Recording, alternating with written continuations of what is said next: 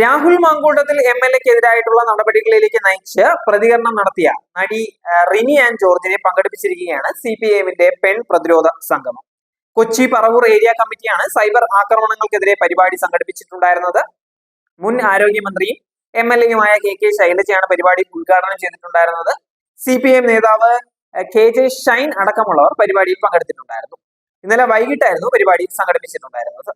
സ്ത്രീകൾക്ക് വേണ്ടി ഒരു അക്ഷരമെങ്കിലും സംസാരിക്കേണ്ടതിന്റെ ദൗത്യം ഉണ്ട് എന്ന് തോന്നിയത് കൊണ്ടാണ് വേദിയിൽ എത്തിയത് എന്ന് റിനി വ്യക്തമാക്കി. 10 വയസ്സുള്ള ഒരു കുട്ടി അല്പം ഗൗരവത്തോടെ സംസാരിച്ചാൽ അവൾ സൈബർ ആക്രമണത്തിന് ഇരയാകുമെന്നും റിനി പറയുകയാണ്. 93 വയസ്സുള്ള ഒരു സ്ത്രീ അവരുടെ അഭിപ്രായം പറഞ്ഞാൽ അവർക്ക് നേരെയും സൈബർ ആക്രമണം നടക്കും. പുരുഷന്മാർ ഒരു അഭിപ്രായം പറഞ്ഞാൽ അവർക്കെതിരെ വിയോജിപ്പുകൾ ഉണ്ടാകാം.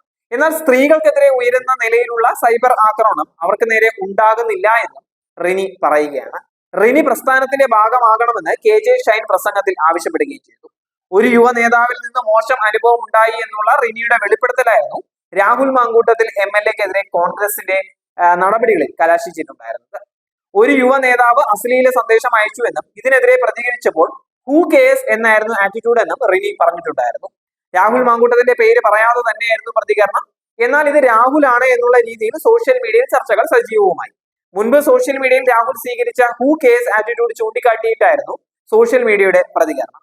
ഇതിന് പിന്നാലെ രാഹുലിനെതിരെ വെളിപ്പെടുത്തലുമായി കൂടുതൽ പേർ രംഗത്ത് വരികയായിരുന്നു. ഇതിനിടെ തന്നെയായിരുന്നു രാഹുൽ യുവതിയെ ഗർഭചിത്രത്തിന് നിർബന്ധിക്കുന്ന ഫോൺ സംഭാഷണവും പുറത്തു വരുന്നത്.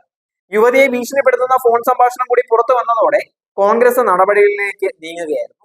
പ്രാഥമിക അംഗത്വത്തിൽ നിന്ന് രാഹുലിനെ കോൺഗ്രസ് പുറത്താക്കി.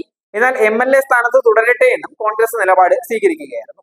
വെളിപ്പെടുത്തലിന്റെ പേരിൽ സോഷ്യൽ മീഡിയയിൽ വലിയ രീതിയിലുള്ള സൈബർ ആക്രമണത്തിന് റിനി ഇരയാവുകയായിരുന്നു.